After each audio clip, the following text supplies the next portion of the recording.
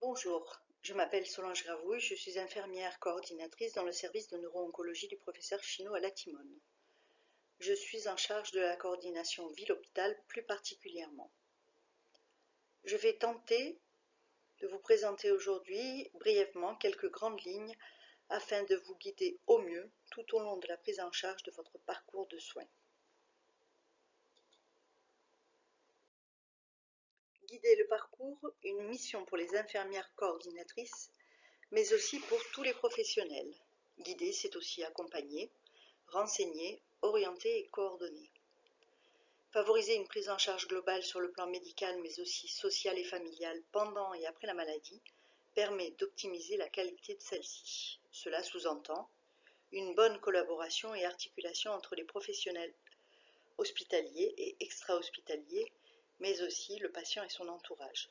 La finalité étant de proposer une prise en charge adaptée et personnalisée de chaque patient, que ce soit à domicile ou en structure médicalisée, d'éviter autant que possible les hospitalisations inappropriées, tout en organisant les soins requis nécessaires à la prise en charge tout au long de ce parcours. Alors, faisons tout d'abord un rapide petit récapitulatif du parcours de soins, qui bien entendu n'est pas aussi linéaire et peut prendre différentes formes tout au long de celui-ci. Dans un premier temps, il y a l'apparition de symptômes sur une durée plus ou moins courte, avec ces explorations complémentaires nécessaires qui aboutissent à la découverte de la lésion cérébrale et ou médulaire. Puis vient le temps de la prise en charge neurochirurgicale avec, suivant l'indication, soit l'exérèse, soit la biopsie chirurgicale ou stéréotaxique afin de déterminer la nature exacte de cette lésion. S'ensuit l'attente des résultats anatomopathologiques qui durent en moyenne 10 à 15 jours après la chirurgie, mais qui, quelquefois, en raison de la complexité des compléments d'analyse de biologie moléculaire, peut demander encore plus de temps.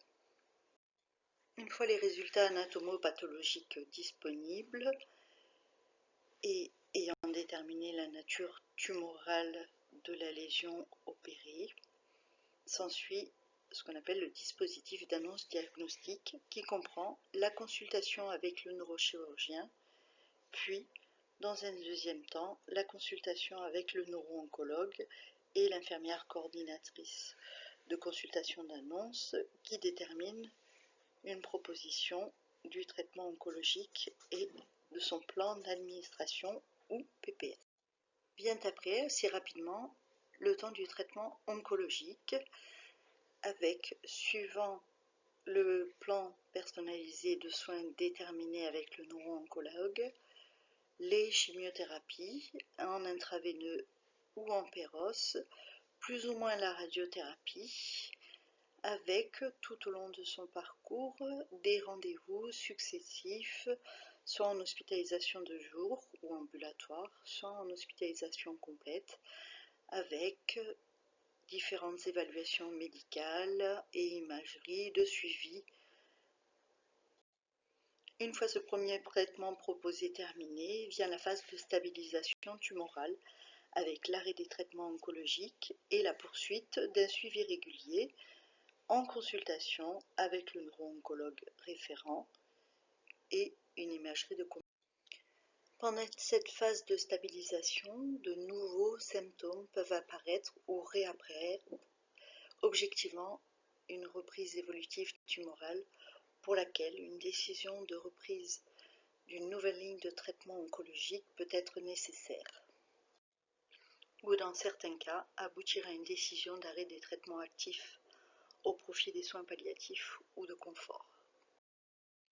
Nous allons tenter maintenant d'aborder les questions les plus fréquentes que vous vous posez, de savoir que faire et à qui s'adresser en cas de problème. Que faire et à qui s'adresser en cas d'apparition ou de réapparition de symptômes? En priorité, s'adresser à son médecin traitant si vous êtes à domicile, d'où l'importance de bien choisir celui-ci en fonction de sa disponibilité et de ses possibilités de visite à domicile.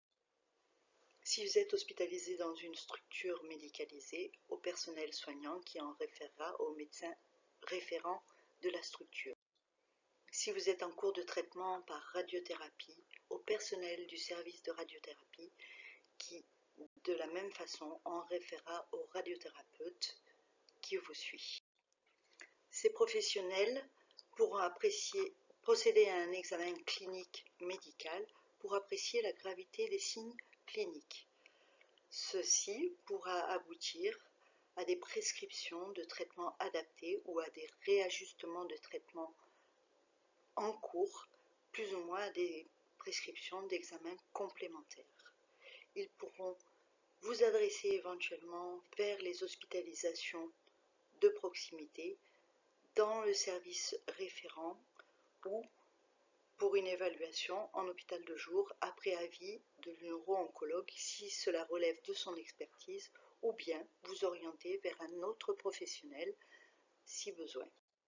Si vous êtes à domicile et que votre médecin traitant n'est pas disponible, vous pouvez contacter les infirmières coordinatrices du service ou les infirmières de l'hospitalisation de jour ou de l'hospitalisation si vous êtes en cours de traitement oncologique, qui pourront à ce moment-là vous orienter ou prendre avis auprès du neuro-oncologue référent qui vous contactera pour vous donner une conduite à tenir.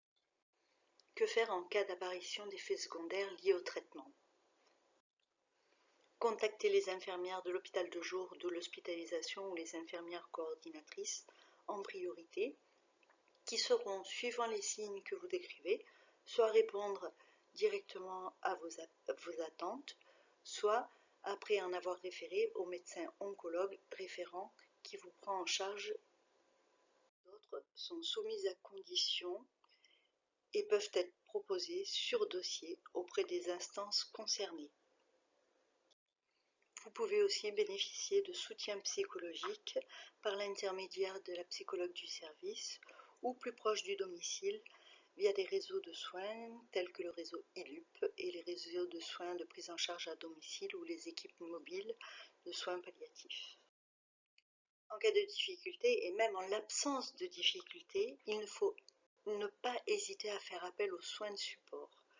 Les soins de support, ce sont les soins et les soutiens nécessaires aux patients et à ses aidants principaux tout au long de la maladie afin de répondre à des besoins tels que la douleur, les troubles digestifs ou alimentaires, les troubles moteurs, les difficultés sociales, la souffrance psychique, la perturbation de l'image corporelle et aussi malheureusement l'accompagnement en fin de vie.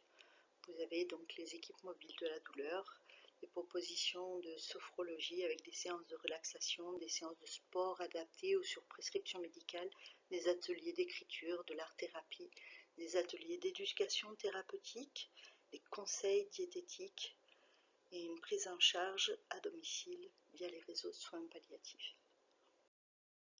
Que faire en cas de difficultés financières et ou professionnelles?